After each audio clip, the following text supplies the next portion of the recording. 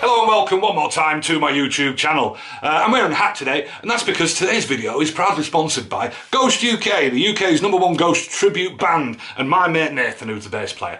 And he was very kind enough to lend me the equipment that I'm going to be playing with in this video today. So anyway, go and check out their band, Ghost UK, fabulous bunch of guys. Check out the description down below for the details for the Facebook page and all that stuff. Go check them out. So yeah, so I'm kind of a traditional guy, right? I like my tube amps, I like my Strats to have single coils, I like my Les Pauls to have humbuckers, you know, all that kind of stuff. But you know, the young'uns these days, aren't they? They're using all kinds of fancy newfangled technologies. So I borrowed from my good mate Nathan of Ghost UK this little lot here, a Kemper profiling amplifier. At least that's what it says there. Look, profiling amplifier, and then there's a Footswitch, and then a speaker. So what I want to know is, can I get on with them? Can I get something useful out of it?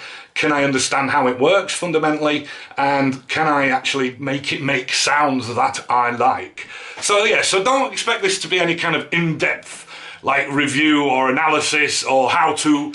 First things first, let's have a look at the unit itself. I mean, it's very fancy, isn't it? Look at all them knobs and buttons and dials and things. It's all, you know, it's quite overwhelming really, isn't it? What I'm more interested in at the minute is what's going on the back here. Loads of things. Look, all I want to do is get this thing plugged in. So what are we looking at? So yeah, just to mention on the speaker, this is what's called an FR speaker. Full range, full frequency, I believe that stands for. Which basically means it's not particularly tailored for a guitar sound. It's kind of more like a PA speaker where it's just the full range, full of everything. You can put whatever you want through it. Okay, so we've got XLR output on the back of the profiler and XLR input on here. So I'm guessing our XLR cable is the one for the job here. So we've got this Footswitch as well. It's got lots of buttons. Yeah, so looking at the connections on the back, I wonder what that one does. Looks like a LAN port mixed with an XLR socket, and I'm looking at this cable and I've got the LAN port XLR type situation on one end here and a network port cable, LAN cable type thing on this one, so I'm guessing this is for the Footswitch. Alright, so obviously the Footswitch would normally go on the floor, but for the sake of this video I'm just going to keep it all up here so I can see what's going on and play with it and manipulate it with my fingers. And looking here, we've got an input on the front, so let's plug a little guitar cable in there. Looking at the front of this thing, there's a button over here that says on off, but then there's a button over here that's got like a power symbol on it, so I'm guessing it's more likely that one. And then this is like a chicken head style knob. We've got a few options going around here. We've got tuner, browser, perform and profiler. So tell you what, let's just flick it onto tuner and see what happens. Okay, it says Kemper profiler, and we've got a load bar. I've never had an amp with a load bar before. So that's a new one. It's like Windows XP or something. And it's taking its sweet ass time. Okay. We're about halfway. It's telling me the software release version. That's interesting.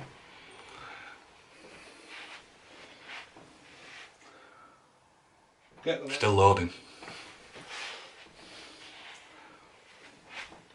Yeah, still loading. Oh my god.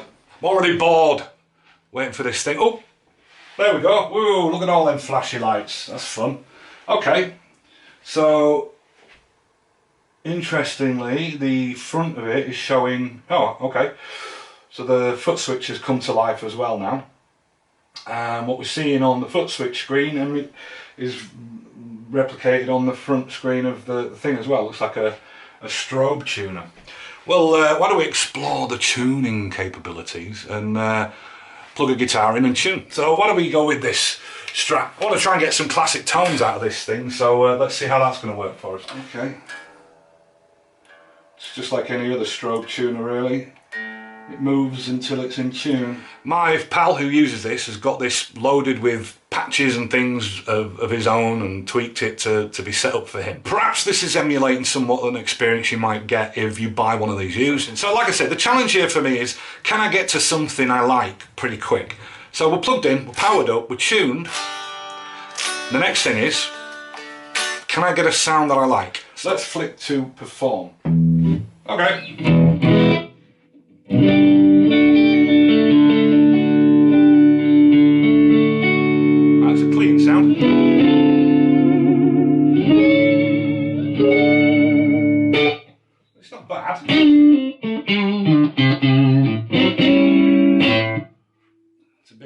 It's not the nicest clean sound I've ever had, but it seems reasonable. What have we got here? Banks, banks, banks, banks. Alright, we were on number 9 then. We've got a number 1 now. What's this? It says Thorns. I don't know what that means. I'm guessing that's the name of a patch. Oh, that's got all sorts of stuff going on. It says underneath, it says JTM EVD Stealth Clean. Not as in tune as I thought. So I'm guessing JTM means it's trying to emulate a Marshall JTM.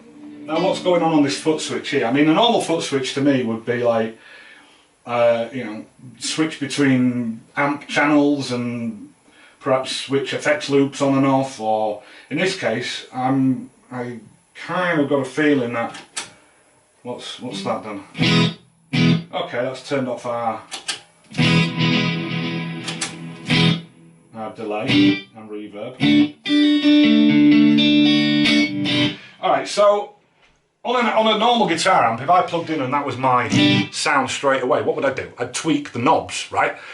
And on an amplifier, you'd have, you know, you might have some EQ knobs, you might have a gain knob and things like that. Well, what have we got here? On the front of this thing, actually, there's a bunch of knobs down the bottom here that look like amp knobs, I guess. One says gain on one side, one says volume on the other.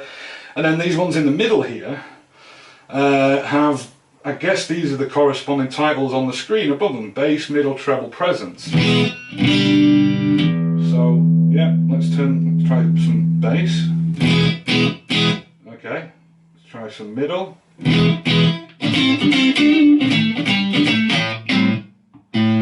try some treble.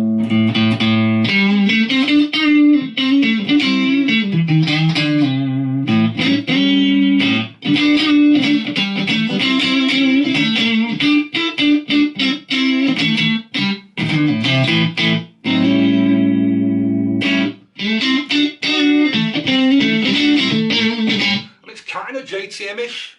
It's got that sort of crispness.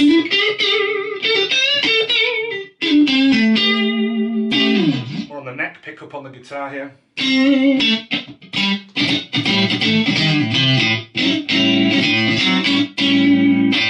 What do we do? What do I do if I want to save this? What if I want it to stay where it is, and if I switch away, I don't want it to change.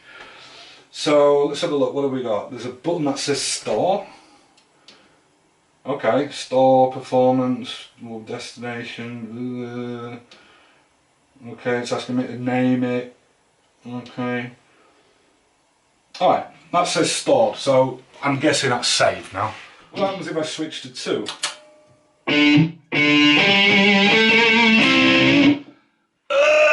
That's horrible.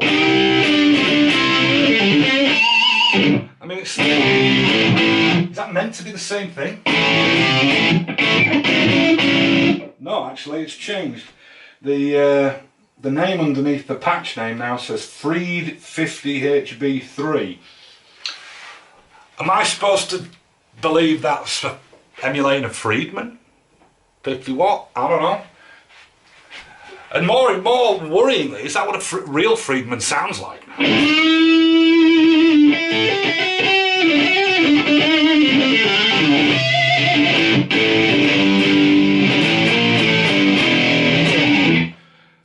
Ugh. Let's go back to that first patch.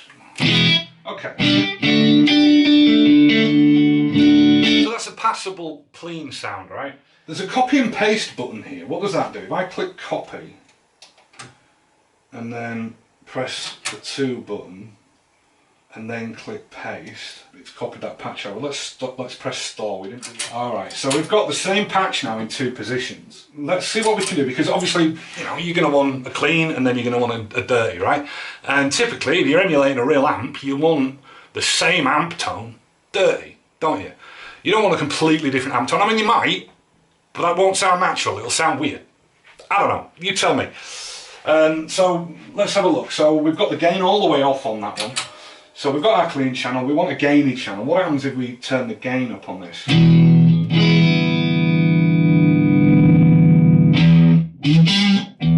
bring the volume down.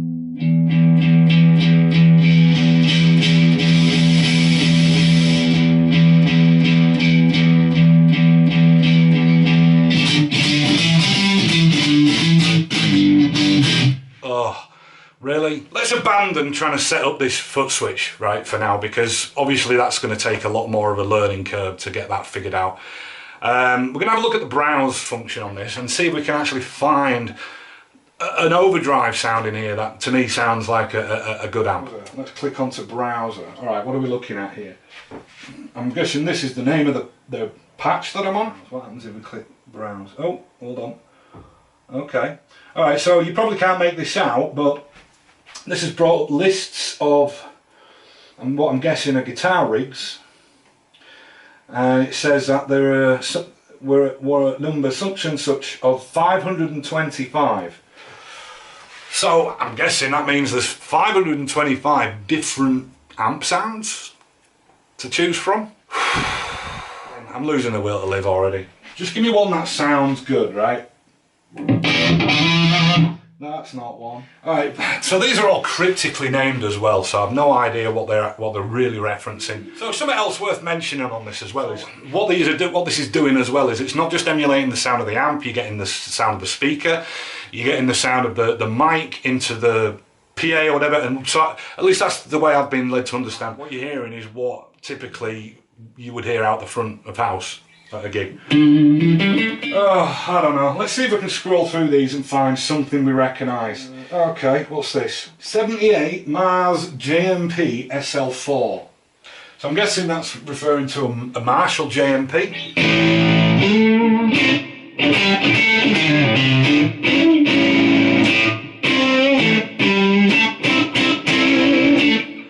Again, it's not... To my ear, it just sounds fizzy and there.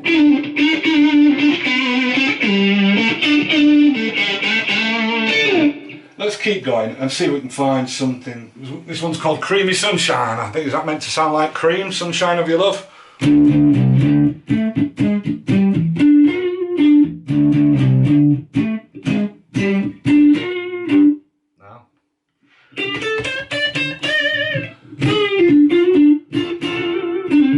Punch, all the power's gone. Mars Brit 800. So I'm guessing this is meant to emulate JCM 800.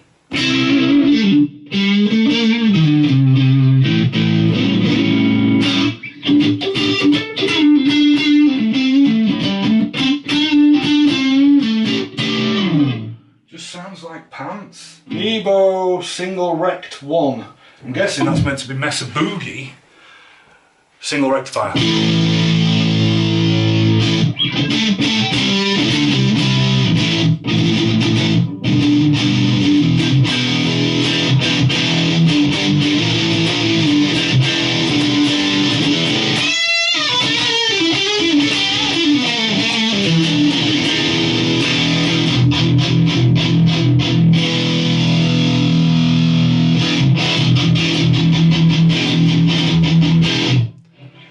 Funny thing, there's a whole bunch of patches I've just stumbled across while scrolling through the 525 available ones that appear to indicate that somebody's took the time to profile a Marshall DSL 40 amp. Well, what is the thought process behind that? I mean, this is expensive kit, right? I'm sorry, but why would you want to spend all that money to buy something that would emulate cheap Marshall you can get for 300 quid. Why would you want to do that? I get profiling the old Marshalls and the old Plexis and the old Fenders and all that stuff, but why would you profile a cheap budget Chinese made modern Marshall amp? Anyway, let's keep going. Is there anything on here that's of any use to anybody? Alright, so I might have found one that I actually like, yeah? This patch here says 62 Deluxe, so I'm guessing that's meant to be like a 60s sort of blackface deluxe reverb. And it's kind of thereabouts.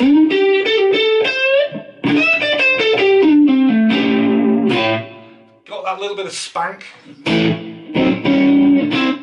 little bit of reverb on it, that spring reverb. And that little bit of hair, that just that little smish of grunt. Crunch. I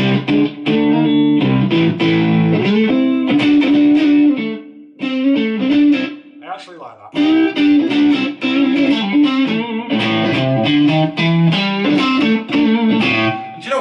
recording, that would probably be passable. But in terms of playing a guitar, it doesn't feel like the real amp. There's something that's definitely alien to it, and the way that it responds to pick attack. And there's definitely some sort of compression on the volume for sure, because I'm playing those quieter notes where I'm hitting it softly,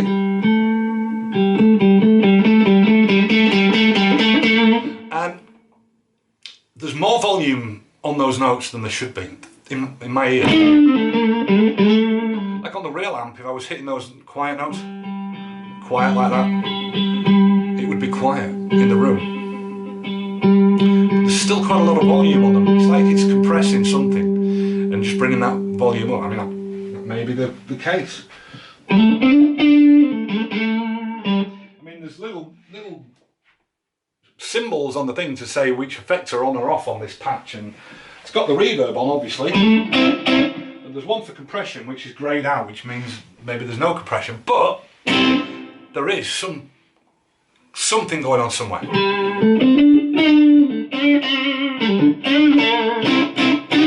We found one that we like, at least. What else we got? Here's an interesting one. This one is quite obviously named Dumb ODS. Dumb ODS. So I can't imagine this would be meant to emulate anything other than a Dumble ODS. The most highly regarded, highly sought after, expensive guitar amp known to man. And so how does it sound? Really?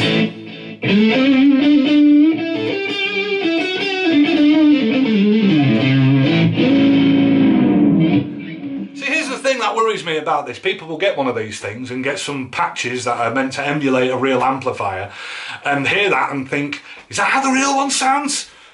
Do you know, at this point I don't know if I can be bothered going on any further. I could spend this, my questions about this have been answered thoroughly. One, can I get a sound out of it that I actually like? Yeah, eventually. And that leads me on to the second question.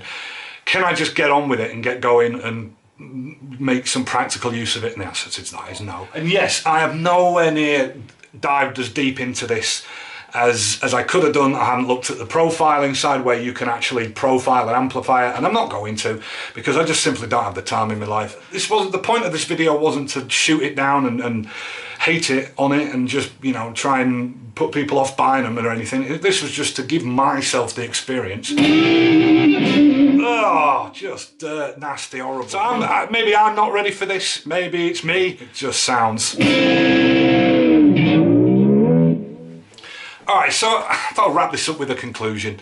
And I'll be honest with you, I'm just a little bit disappointed. I was kind of hoping this thing might be a little bit more instantly accessible. But unfortunately, it seems to me to have fallen definitively into that same category as every other piece of digital kit that I've ever had my hands on over the years, and that is, you're never confident you're getting the best out of it. That's the problem for me. That's always the problem with these things, where you have so many options, you have so much capability, that even if you get something sounding good, you're still not sure that you're getting the best out of it. And this type of thing doesn't give me confidence. What this type of thing does is it just keeps me asking questions. I want to know that I'm getting the best out of something. If I'm plugging a guitar in, if I'm plugging pedals into an amp or something like that, I want to know that I can get the best out of that very quickly. And you can do that with a good tube amp, with a good, you know, some nice analog pedals or whatever. You can plug those in and very quickly get to what is obviously the best sound. With these digital things, there's just too much going on. There's always some little doubt in your mind that goes, if I just tweak this thing, or I just change that thing, or I just poke that thing, maybe it would sound better. You really need to know what you're doing. You really need to read the manual. You really need to understand what this thing is capable of and how to manipulate it and how to fiddle the knobs and all that stuff. So those of you that were expecting a bit of a deep dive tutorial type thing, this was never going to be the video for you. This is just me trying to understand, as a classic sort of tube amp traditional sort of guy, how comfortable I can be with one of these things, how useful one of these things could be to me, really. So yeah, a little bit disappointed. I'm sure I'm going to get a lot of comments in this on this video from people saying, well, you didn't learn to use it properly, and it does this, and try that, and now, you know, fair enough. And, you know, let me know what your experience has been with these things. Tell me if I'm just some old fart who's a bit thick and doesn't really know how these things work. You know, I'll take whatever criticism I'm due. Well, thanks for watching. Don't forget to like and subscribe and hit the buttons and do all that stuff and things. Check out some of my other videos. Still running the 1,000 subs giveaway if you want a proper old school fuzz pedal. If you want a chance to win one, leave a comment on that video. Don't forget to go and check out my band as well, where I use old tube amps all the time. Yeah. Anyway, so thanks for watching and come again. Bye.